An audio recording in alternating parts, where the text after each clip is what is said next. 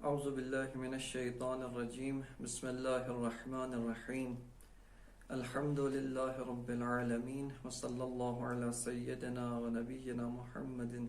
وعلی آلہ الطیبین الطاہرین المعصومین اللہم صلی علی محمد و آل محمد وعجل فرجہم۔ کتاب شریف بدایت الحکمہ کے اندر وارد ہونے سے پہلے بعض مطالب مقدماتی کا جاننا ہر طالب علم کے لیے ضروری ہے کہ جن میں سے 3 مقدمات کو بیان کیا جا چکا ہے۔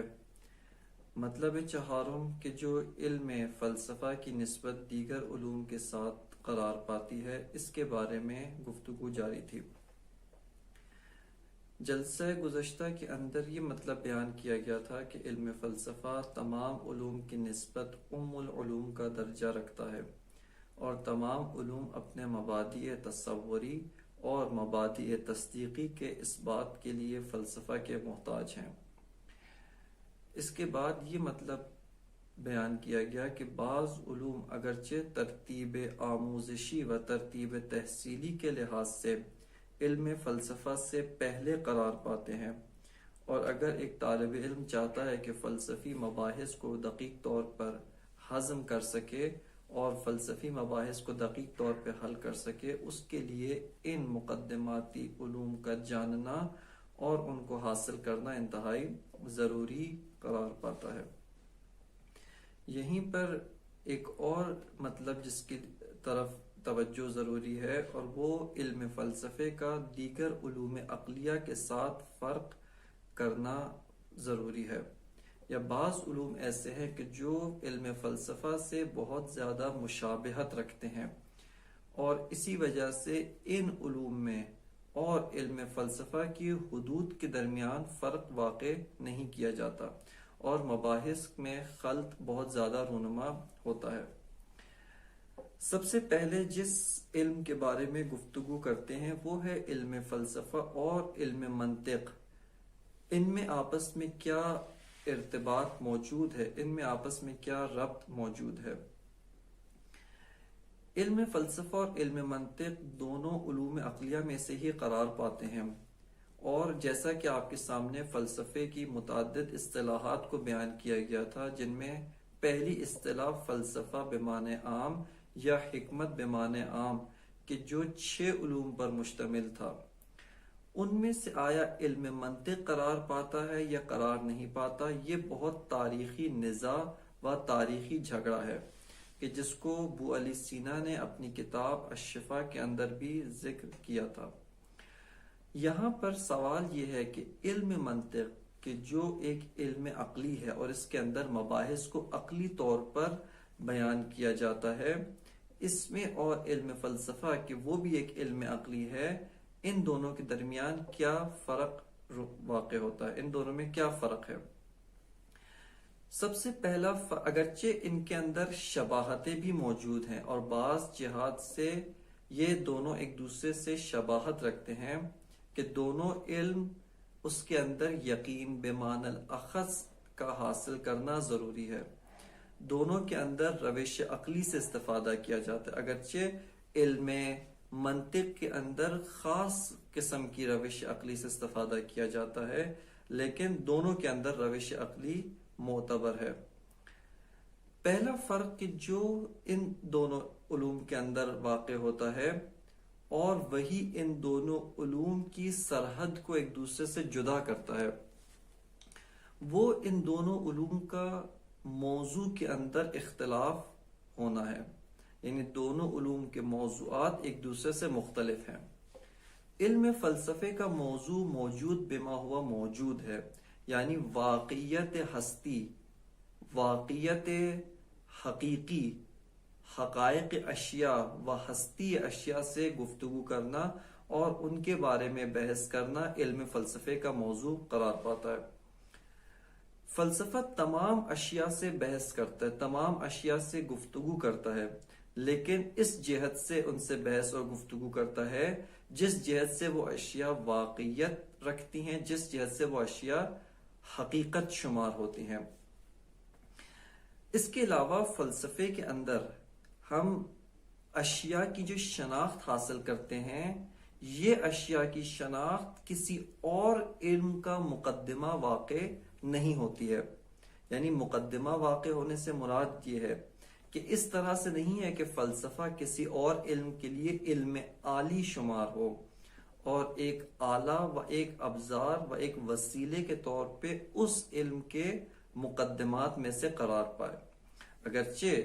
علم فلسفہ بہت سارے اور علوم کے مبادئ تصوری و مبادئ تصدیقی کو اثبات کرتا ہے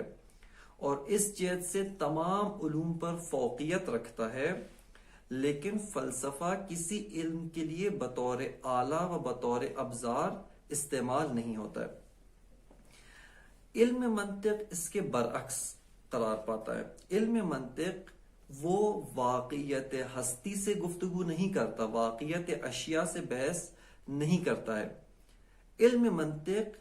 ذہنی مفاہیم و ذہن شناسی کا نام ہے، لیکن ذہن شناسی اس جہت سے نہیں کہ ذہن ایک واقعیت ہے، مفاہیم ایک واقعیات ہیں، علم ایک واقعیت ہے، قضایا و جو تصدیقات ایک واقعیت، اس جہت سے علم منطق گفتگو نہیں کرتا، بلکہ اس جہت سے ذہن کے بارے میں بھی فلسفہ گفتگو کرتا ہے۔ یعنی ذہن کے بارے میں، ذہنی روابط کے بارے میں ایک واقعیت ہونے، ایک ہستی اور ایک حقیقی شے ہونے کی جہت سے علم فلسفہ گفتگو کرتا ہے۔ لیکن یہی ذہن ایک اور حیثیت رکھتا ہے، اور وہ حیثیت یہ ہے کہ اس ذہن کے اندر یہ خاصیت موجود ہے۔ البتہ یہاں پر واضح رہے کہ ذہن سے مراد یہ مغز نہیں ہے، کہ علم کی حقیقت مادی نہیں ہے۔ ذہن سے مراد یہ ذہنی مغز، یہ ذہنی سیلز اور یہ سیلولہ، یہ ذہن سے مراد یہ جو اس کا نظام عصبی ہے، اس کے اندر خون اور دیگر چیزوں کا جو نظام مادی موجود ہے، ذہن سے یہ مراد نہیں ہے، اگرچہ اس کا ذہن کے ساتھ ارتباط موجود ہے۔ ذہن سے مراد انسان کی وہ قوت ہے، وہ جنبہ تجردی ہے جس کے ذریعے سے وہ اشیاء کی معرفت حصولی حاصل کرتا ہے۔ ان معرفت حصولی میں سے بعض کو ایک دوسرے کے ساتھ ارتباط دے کر بعض نتائج دیگر حاصل کرتا ہے۔ ایک دفعہ آپ اس ذہن کو اس جہت سے اس کے بارے میں گفتگو کرتے ہیں کہ یہ خود ایک حقیقت ہے، خود ایک واقعیت ہے، اور ہم اس ذہن کی ہستی شناسانہ و وجود شناسانہ گفتگو کرنا چاہتے ہیں۔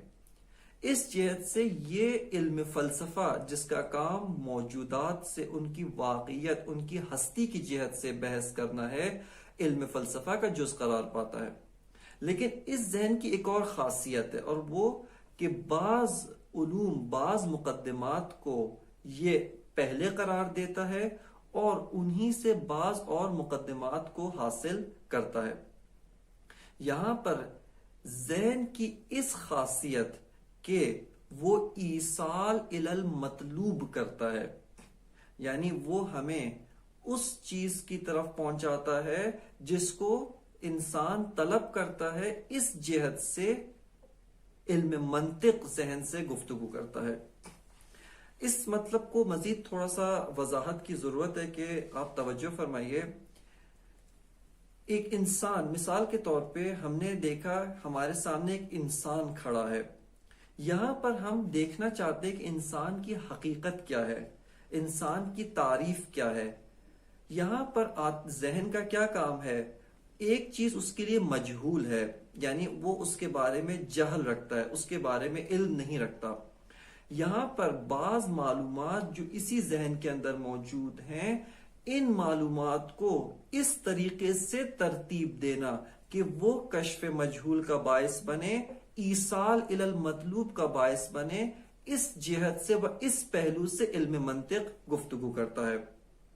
پس علم فلسفہ جب ذہن سے گفتگو کرے گا، وہ یہ گفتگو کرے گا کہ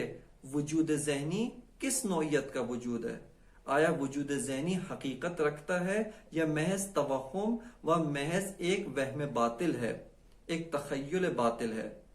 وجود ذہنی انسانی مرتبے میں سے کون سا مرتبہ قرار پاتا ہے؟ اور اس قسم کی دیگر مباحث جو اسی علم اور وجود ذہنی کی ہستی شناسانہ مباحث ہیں، ان سے علم فلسفہ گفتگو کرتا ہے۔ لیکن ایک مرتبہ علم منطق اسی ذہن کی ایک اور جہت اور ایک اور خاصیت سے گفتگو کرتا ہے، اور وہ اس کا بعض علوم کو مقدمہ قرار دے کے بعض دوسروں کو کشف کرنا، ایصال الی المطلوب واقع ہونا، اس جہت سے علم منطق اس سے گفتگو کرتا ہے۔ بس ہم نے مشاہدہ کیا کہ علم منطق مکمل طور پہ علم فلسفہ سے جدا ہوتا ہے اپنے موضوع کے ذریعے، اور ان کے موضوعات میں تباین واقع ہوتا ہے۔ اس کے علاوہ غرض جو منطقی ہے و غرض فیلسوف، ان میں بھی واضح فرق ہے کہ فیلسوف کی غرض وہ ہستی شناسی ہے، واقعیت شناسی ہے، وہ مفاہیم ذہنیہ کے اندر الجھنا نہیں بلکہ ان مفاہیم کے ذریعے سے خارج کو درک کرنا ہے، اور فیلسوف ہمیشہ واقعیت کے در پہ ہوتا ہے اور ذہن سے بھی بحث کرے گا، وہ واقعیت کی غرض سے بحث اور گفتگو کرتا ہے۔ لیکن علم منطق اس کا کام ذہن کو تفکر کے مقام پر خطا سے بچانا ہوتا ہے۔ لہٰذا اس جہت سے، یعنی غرض اور غایت علم کی جہت سے، کہ خود اس علم کی جو غایت ہے اپنی غایت میں فلسفے سے جدا ہو جاتا ہے۔ اس کے علاوہ علم منطق علم عالی ہے۔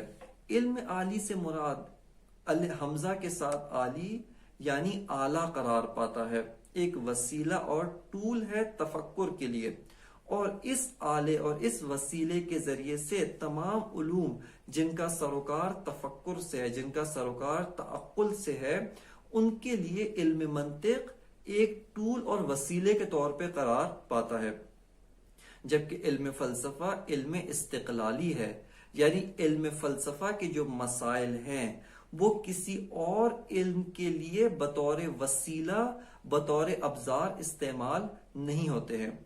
بلکہ خود انہی مسائل کی معرفت، ان مسائل کے ذریعے سے ہستی و واقعیت کی معرفت، یہی ایک فیلسوف کی غرض اور اس کی غایت ہوتی ہے۔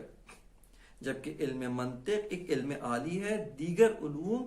اس علم کی طرف بطور اعلیٰ محتاج اور ضرورت مند ہوتے ہیں۔ لہٰذا ہمارے سامنے علم فلسفے کا علم منطق کے ساتھ فرق واضح ہوتا ہے۔ ایک اور علم جو فلسفے سے نزدیک ہے لیکن درحالی کے فلسفے کے ساتھ بہت ہی بنیادی تفاوت اور فرق رکھتا ہے، وہ علم فلسفہ و علم عرفان ہے۔ علم عرفان یعنی علم معرفت ہے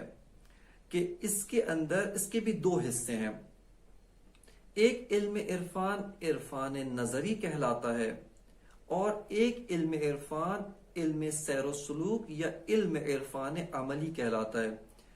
علم عرفان عملی یعنی وہ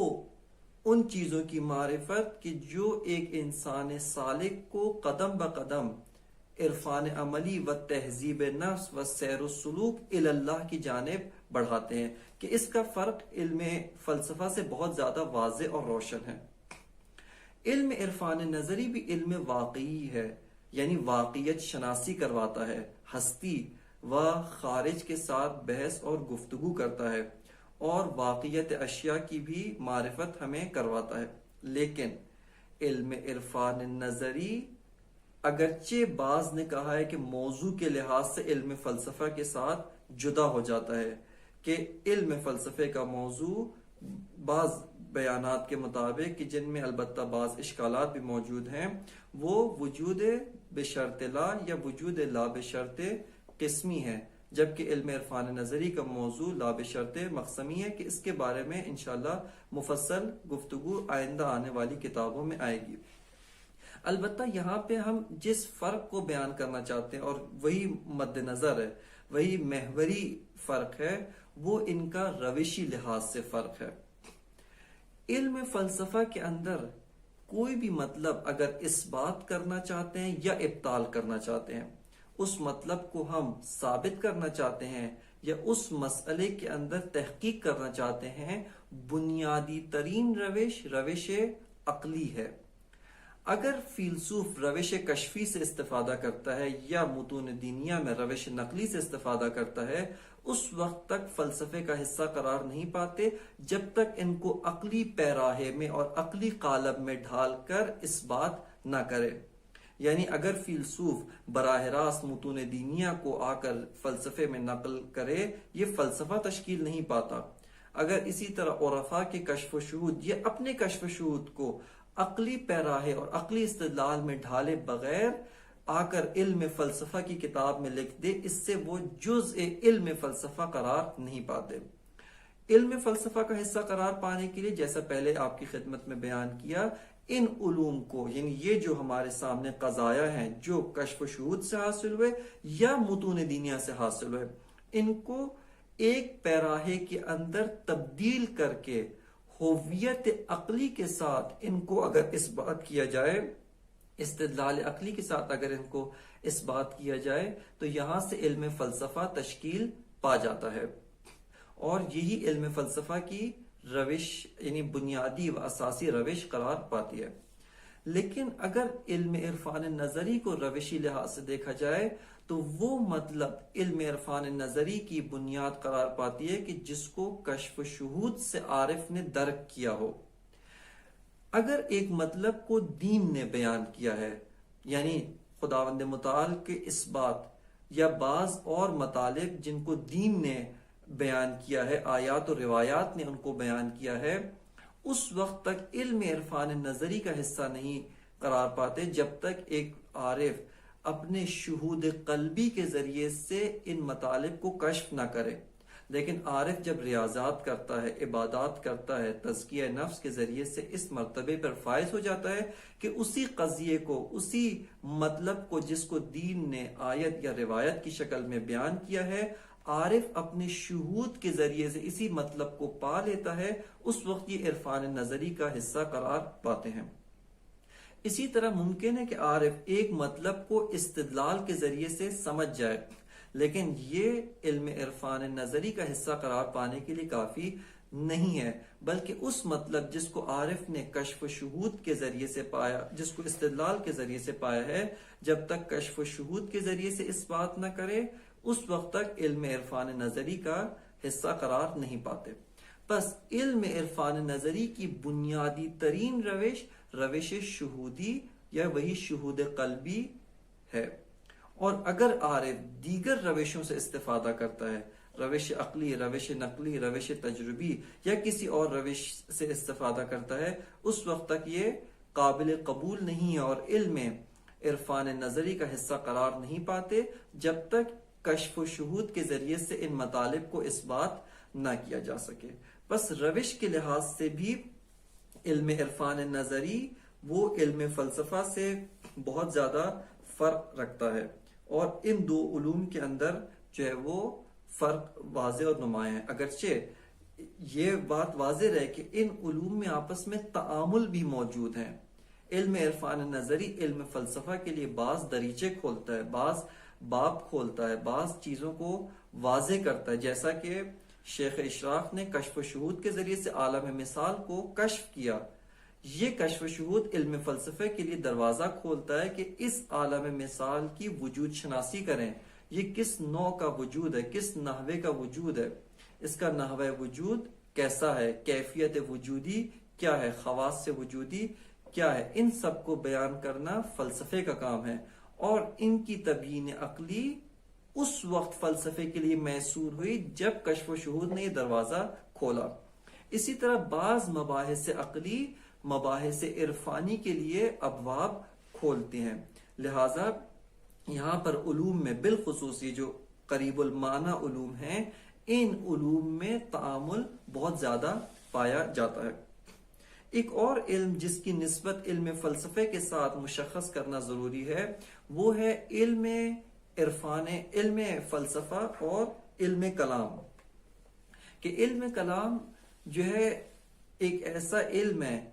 کہ جو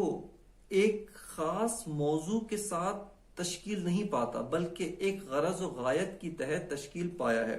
اور وہ غرض دفاع از دین ہے،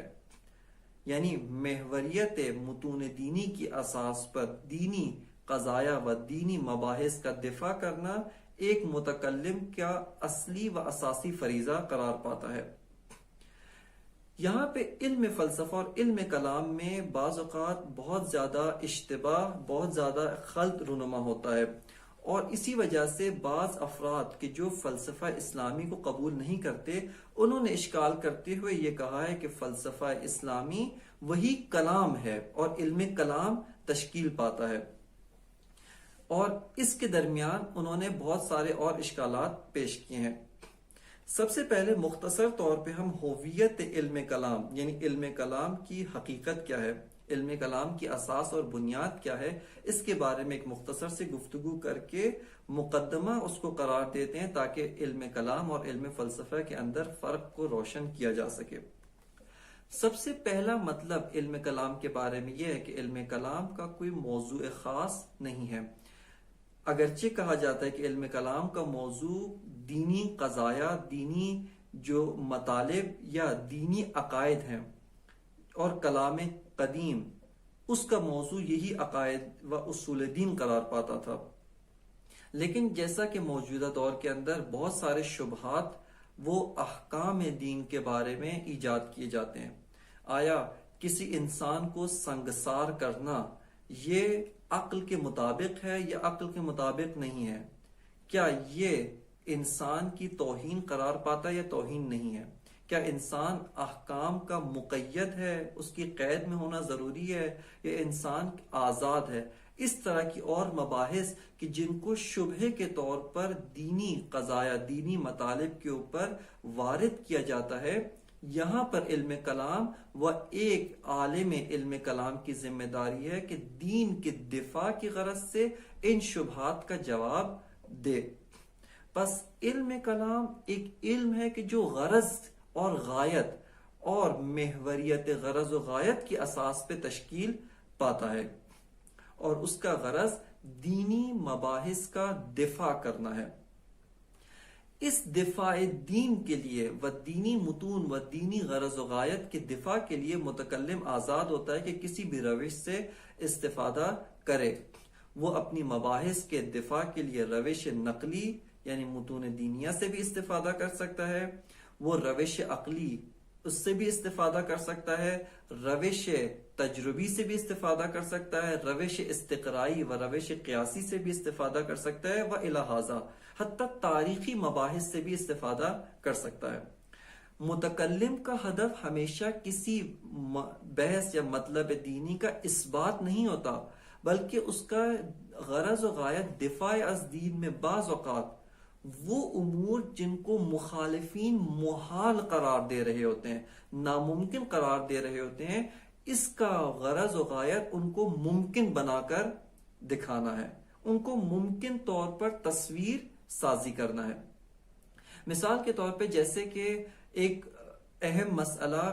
کہ جو بہت یعنی کلام شیعی کی بنیاد ہے، وہ ہے امام زمانہ عجل اللہ تعالی فرجہ الشریف کی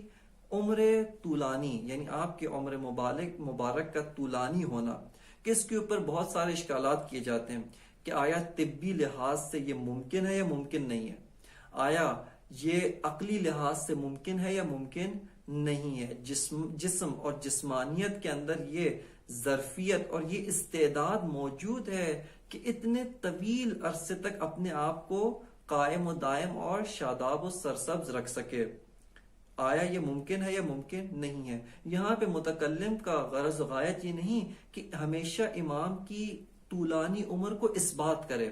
بلکہ بہت سی دفعہ اسناد تاریخی کا حوالہ دے کر وہ اس بات کے استبعاد کو رفع کرتا ہے کہ یہ چیز محال نہیں ہے۔ مثال کے طور پہ ایک متکلم شیعہ یہاں پہ آ کر حضرت خضر علی نبینا و علیہ و علیہ السلام کی جو عمر مبارک ہے کہ روایات کے اندر اور آیات کے اندر طولانی عمر کا ذکر کیا گیا ہے، اس سے استفادہ کرتے ہوئے بتاتا ہے کہ تاریخ کے اندر یہ چیز رونما ہو چکی ہے، یا حضرت نوح کی عمر 950 سال تاریخ کی گواہی کے مطابق کہ یہ آپ کی تبلیغ کا زمانہ ہے کہ عمر اس سے بھی زیادہ طولانی، لہٰذا اس سے اسناد کرتے ہوئے یہ مطلب کہ محال نہیں ہے اتنی عمر کا ہونا۔ لہذا متکلم کا غرض و غایت یہیں پہ پورا ہو جاتا ہے۔ اسی طرح متکلم بہت ساری دفعہ دین کے دفاع میں بہت ساری اور روشوں سے استفادہ کرتا ہے، روش استقرائی، روش عقلی سے استفادہ کرتا ہے، اور فلسفے سے بھی استفادہ کرتا ہے اپنے غرض و غایت اور اپنے ہدف کی خاطر، لیکن اس سے فلسفہ کلام میں تبدیل نہیں ہوتا، یعنی فلسفے کی ہویت اور فلسفی مباحث وہ کلامی مباحث میں تبدیل نہیں ہوتی ہیں، بلکہ فلسفہ وہ علم ہے کہ جو روش عقلی یا دیگر روشوں سے بھی اگر استفادہ کرتا ہے تو وہ روش عقلی کے پیراہے اور روش عقلی کے قالب میں ڈھال کر ان سے استفادہ کرتا ہے۔ فلسفے کا ایک موضوع مشخص ہے اور وہ موضوع موجود واقعیت، ہستی اور جہان خارج سے گفتگو کرنا ہے، اس جہت سے کہ وہ واقعیت ہے، وہ ہستی ہے، اس جہت سے ان سے گفتگو کرنا ہے، اور فیلسوف کا ہدف وہ واقعیت شناسی ہے۔ بس یہاں سے ہمارے سامنے مکمل طور پر روشن ہوتا ہے کہ علم فلسفہ علم کلام سے جدا ایک علم دیگر ہے، اور علم کلام علم فلسفہ سے متفاوت ایک علم دیگر ہے۔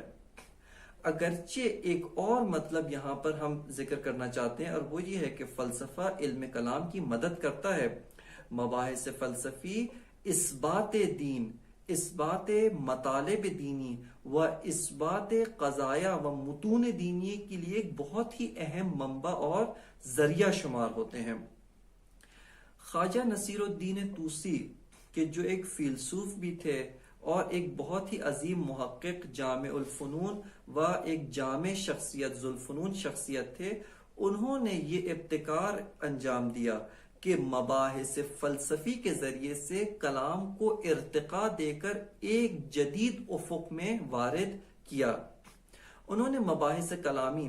انہی اصول دین، عقائد دینیہ، متون دینی کو روش عقلی و مطالب فلسفی کے ذریعے سے اس بات کیا، لیکن یہاں پر واضح رہے کہ اگرچہ مطالب فلسفی کو روش کلامی و متون دینی کے اس بات کے لیے ان مبانی فلسفی سے استفادہ کیا گیا، لیکن پھر بھی علم کلام علم فلسفہ میں تبدیل نہیں ہوتا، اور علم فلسفہ علم کلام میں متحول نہیں ہوتا ہے، کیونکہ یہ روشوں کے لحاظ سے بھی علم فلسفہ کی روش عقلی ہے، جبکہ روش علم کلام منحصراً روش عقلی نہیں ہے، بلکہ وہ مباحث عقلی سے اپنے ہدف اور اپنے غرض و غایت کے لیے استفادہ کرتا ہے۔ لہٰذا علم فلسفہ کبھی بھی علم کلام میں تبدیل نہیں ہوتا، اور یہ جو فلسفہ اسلامی کہا جاتا ہے اس سے مراد علم کلام نہیں ہے، جیسا کہ آئندہ آنے والے ابھی جو مقدمہ پنجم ہے اس کے اندر اسی مطلب کو بیان کیا جائے گا۔ بس یہاں پہ ہمارے سامنے واضح ہوتا ہے کہ علم کلام، علم فلسفہ، علم عرفان نظری اور علم منطق جو علوم عقلیہ میں شمار ہوتے ہیں یا ان میں کسی اور جہت سے شباہت پائی جاتی ہے، ان کے درمیان فرق موجود ہے، اور یہ علوم کاملاً ایک دوسرے سے جدا علوم قرار پاتے ہیں۔ اس کے بعد ایک اور مطلب جو مقدمہ پنجم قرار پاتا ہے، اور وہ ہے فلسفہ اسلامی کیا ہے، اور جب ہم کہتے ہیں کہ فلسفہ اسلامی اس سے مراد کیا ہوتی ہے، فلسفہ کے اسلامی ہونے کا کیا معنی ہے، یعنی کوئی علم، کوئی فلسفہ اسلامی ہو سکتا ہے یا اسلامی نہیں ہو سکتا، اور اسی کے ضمن میں ارتباط دین و فلسفہ کیا ارتباط ہے، کس نوعیت کا ارتباط ہے۔ دین اور فلسفہ آیا ایک دوسرے کے مخالف ہیں، ایک دوسرے کے ضد و نقیض ہیں، یا نہ ایک دوسرے کے ساتھ تعامل رکھتے ہیں، جیسا کہ غربی معاشرے کے اندر علم اور دین، یعنی علم سے مراد علم تجربی، یا آپ مطلقاً تمام علوم کو لیں جس میں علم فلسفہ بھی شامل ہے اور دیگر علوم، اس کو مخالف با دین شمار کرتے تھے، اور اسی وجہ سے کلیسا یا ان کے جو مذہبی رہنما ہوتے تھے وہ ان تمام علوم کے کفر کا اور ان تمام علوم کے متعلمین و علماء کے کفر اور ان کے ارتداد کا فتویٰ صادر کرتے تھے۔ آیا دین اسلام وہ بھی علم فلسفہ کے ساتھ اسی طرح کی نسبت رکھتا ہے یا کسی اور علم کے ساتھ اس طرح کی نسبت رکھتا ہے، یا ان میں بہت ہی عمیق ارتباط موجود ہے، اور یہ علوم، یہ جو ہے دین، وہ علم فلسفہ کے ساتھ تعامل رکھتا ہے، اس کی مدد کرتا ہے، اور بعض جہات سے علم فلسفہ دین کی مدد کرتا ہے کہ اس کو اس مقدمے کے اندر مطالعہ کرتے ہیں۔ سب سے پہلا مطلب ہے فلسفہ اسلامی کیا ہے، اور یہاں پر ہم دیکھتے ہیں کہ اس کے اندر بھی سب سے پہلا مطلب، کوئی علم اسلامی ہو سکتا ہے یا نہیں ہو سکتا۔ جیسا مثال کے طور پہ آپ کی خدمت میں عرض کروں، آیا علم فزکس کے بارے میں آپ کہہ سکتے ہیں فزکس سے اسلامی یا فزکس سے غیر اسلامی؟ علم طب جس کا کام بدن، یعنی ایک انسانی یا حیوانی بدن، ایک زندہ جسم کا معالجہ کرنا ہے، اس کی صحت اور سقم کے راز کو بیان کرنا ہے، آیا اس طب کو آپ طب اسلامی کہہ سکتے ہیں، یا طب دینی یا طب غیر دینی یا طب سیکولر کہہ سکتے ہیں یا نہیں کہہ سکتے؟ جیسا مثال کے طور پہ آپ کوئی ایک ٹول اٹھائیں، جیسا موبائل، آپ کہہ سکتے ہیں یہ اسلامی موبائل ہے یا غیر اسلامی موبائل؟ یہ لیپ ٹاپ ایک اسلامی لیپ ٹاپ ہے یا غیر اسلامی لیپ ٹاپ؟ یہ پہلا سوال ہے کہ جس کا جواب یہ قرار پاتا ہے کہ جی، بہت سارے علوم، بہت ساری چیزیں، بلکہ ساری چیزوں کو آپ ایک معنی میں کہ جس کو آئندہ ابھی آ کر بیان کیا جائے گا، اسلام کی جانب نسبت دی جا سکتی ہے۔ بس فلسفہ اسلامی کاملاً درست ہے، جس کے مقابلے میں فلسفہ غیر اسلامی، فلسفہ الہادی، فلسفہ مادی، فلسفہ مٹیریلزم، فلسفہ ڈیالیکٹک اور اس طرح کے مختلف فلسفے قرار پاتے ہیں، کہ ابھی جن کے بارے میں بیان کیا جائے گا کہ فلسفے کے اسلامی ہونے کا معنی کیا ہے۔ اگر کوئی علم اسلامی ہے تو اس کے اسلامیت کا کیا معنی ہے، اس کو جاننے کے لیے علماء و محققین نے چند معیارات قرار دیے ہیں۔ سب سے پہلا معیار یا سب سے پہلا مطلب جس کی اساس پر ہم یہ دیکھ سکتے ہیں کہ یہ علم اسلامی ہے یا غیر اسلامی، وہ اس علم کا منشأ پیدائش ہے۔ آیا یہ علم اسلام کے ظہور کے بعد اسلام کی گود سے پیدا ہوا، اسلام کے اندر سے پیدا ہوا، یا یہ علم اسلام سے قبل، اسلام سے پہلے بھی موجود تھا؟ اگر علم فلسفے کا اس معنی میں مطالعہ کیا جائے تو اسلام کے ظہور سے پہلے فلسفہ یونان باستان سے، یعنی یونان قدیم سے رائج تھا، اور اس وقت سے اس نے ایک علم کی شکل حاصل کر لی تھی، کہ یہاں پر علم فلسفہ کے جو علماء تھے یونان کے اندر، جن میں مشہور ترین نام جناب سقراط، ان کے شاگرد جناب افلاطون اور ان کے شاگرد جناب ارسطو، کہ جن کو ایک لحاظ سے اپنے اساتید پر برتری حاصل ہے، ان کا نام قرار پاتا ہے۔ جناب سقراط، جناب افلاطون اور جناب ارسطو، ان تین بزرگوار شخصیات نے علم منطق، علم فلسفہ اور دیگر کافی سارے علوم کی بنیاد رکھی، اور اپنے زمانے کے سوفسطائی، یعنی جو واقعیت کا انکار کرتے تھے، ان سے مبارزہ کرتے ہوئے فلسفی روش و فلسفی مطالب کی بنیاد رکھی۔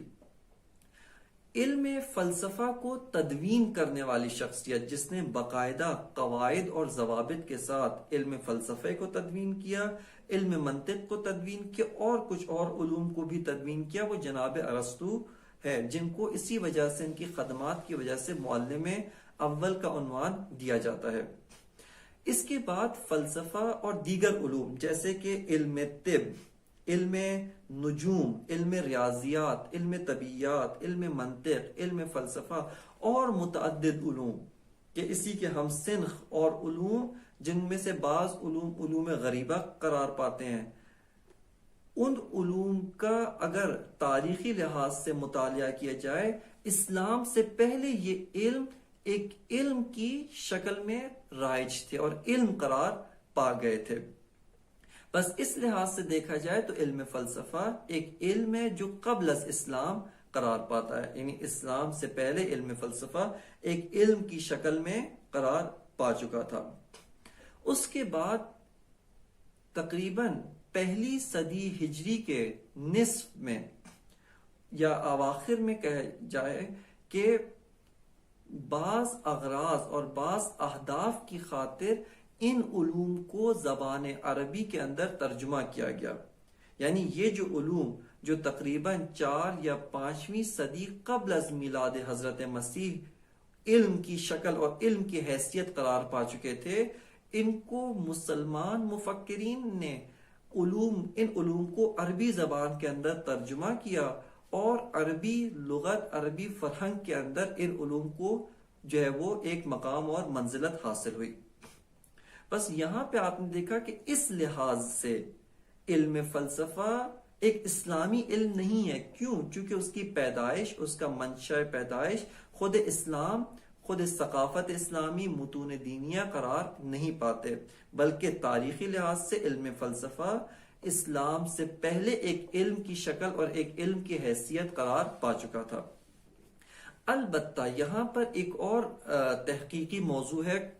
جس کو بعض حکماء، بعض فلاسفہ جس کی طرف بہت زیادہ تاکید کرتے ہیں، اور وہ یہ ہے کہ اگر انہی علوم کے جو اسلام سے پہلے رائج تھے، ان کی ہم مزید تاریخی لحاظ سے ان کی جڑوں کو تلاش کریں تو یہ حتماً کسی نہ کسی نبی یا ولی اللہ کے اوپر جا کر ختم ہوتے ہیں. یعنی ان کا سلسلہ کسی ولی یا نبی کے ساتھ جا کر ملتا ہے. لہذا اس لحاظ سے بعض فلاسفہ، محققین جنہوں نے تاریخی لحاظ سے علم فلسفہ کے اندر تحقیق کی، انہوں نے جا کر اس مطلب کو اس بات کیا کہ یہ علوم جا کر ہرمس الحرامس، جن کو عربی زبان کے اندر جناب ادریس کہا جاتا ہے، حضرت ادریس نبی، ان کے ساتھ جا کر ان کا سلسلہ ملتا ہے یا ان کے ساتھ جا کر یہ علوم منسلک ہوتے ہیں. پس یہ علوم اساسی طور پہ انبیاء کی گود سے نکلے اور انبیاء نے ان علوم کو پھیلایا، ان علوم کو لوگوں کے درمیان رائج کیا تھا. اس لحاظ سے دیکھا جائے تو علم فلسفہ، یہ تمام علوم وہ ایک دینی ہویت اور دینی منشا و دینی پیدائش رکھتے ہیں کہ انبیاء کی گود و انبیاء کے ذریعے سے یہ علوم متولد ہوئے. جس طرح سے بس اگر یہ مطلب اپنی جگہ پر محققین جس طرح سے اس کے اوپر تاکید کرتے ہیں، اگر واقعاً اس بات ہو جائے، اس لحاظ سے علم فلسفہ اپنی منشأ پیدائش، اپنے تولد اور ایک علم کی شکل اختیار کرنے میں بھی دین کا وہ جو ہے ریزہ خار ہے، وہ دین کی طرف منسوب ہے اور ایک علم دینی قرار پاتا ہے. لیکن اگر کوئی آ کر تاریخی لحاظ سے اس مطلب پر اشکال بھی کرے اور یہ مطلب اس بات نہ بھی ہو، اس صورت میں بھی فلسفے کے اسلامی ہونے کے لیے بعض اور معیارات موجود ہیں جن کی جانب ابھی ہم اشارہ کرتے ہیں. بس اپنی پیدائش کے لحاظ سے جیسا کہ بعض مورخین اور بعض محققین نے کہا کہ علم فلسفہ انبیاء کے ذریعے سے پیدا ہوا ہے، انبیاء کی جہت سے رائج ہوا ہے، یہ ایک علم دینی قرار پاتا ہے اور ایک فلسفہ اسلامی اس جہت سے واقعاً اس کی ہویت اسلامی، اس کا منشأ اسلامی تشکیل پاتا ہے. اس کے بعد دوسرا مطلب جس کی جانب اشارہ کرنا بہت زیادہ ضروری ہے وہ ہے رشد علم فلسفہ کے اندر دین کا کردار، کہ اس مطلب کو چند جہات سے ہم بررسی کر سکتے ہیں. سب سے پہلا مطلب یہ ہے کہ آیا علم فلسفہ کی جو روش ہے وہی روش عقلی،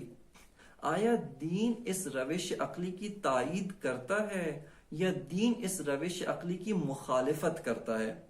اور دین اس روش کے ساتھ مبارزہ کرتا ہے.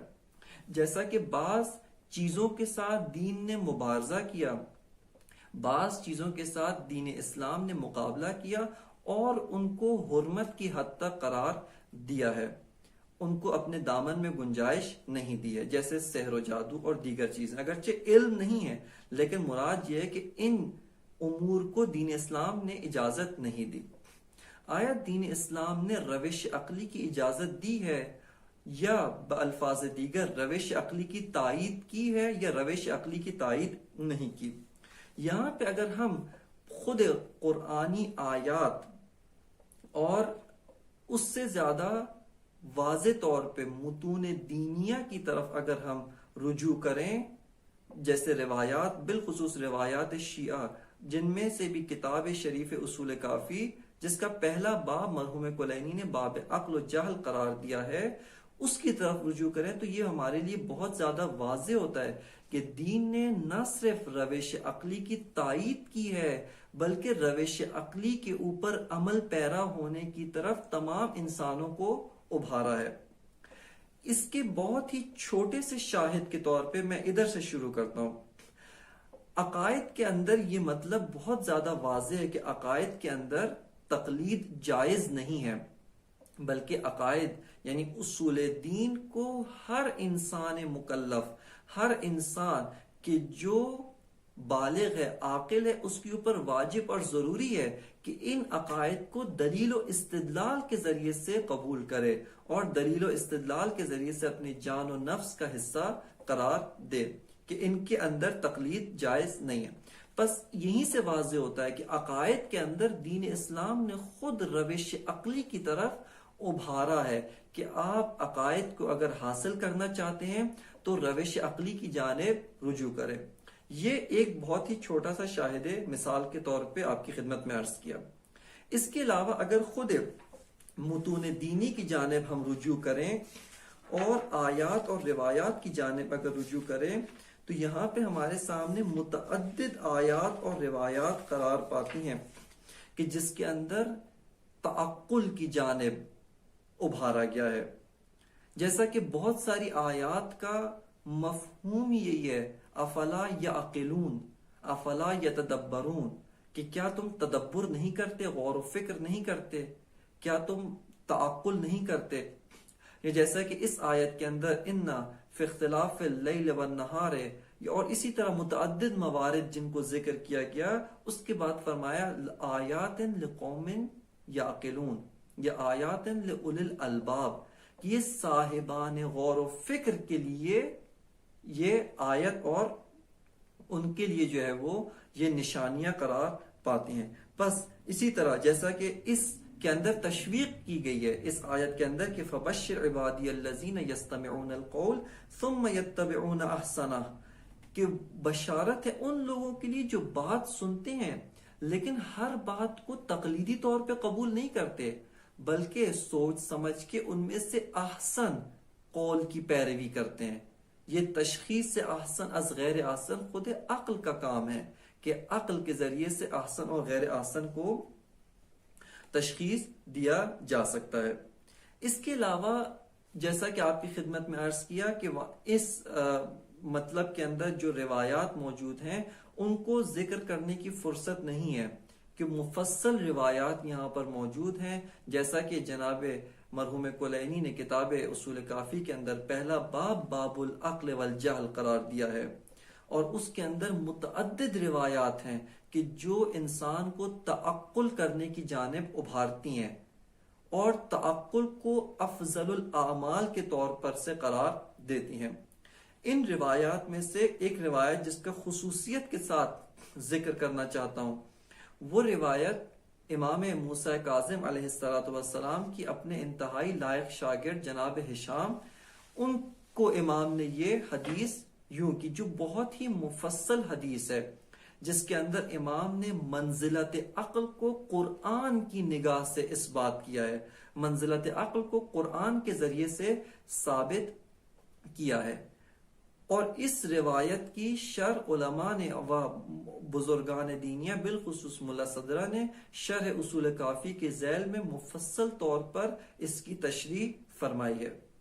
بس آپ نے دیکھا کہ خود روش کے لحاظ سے، روشی لحاظ سے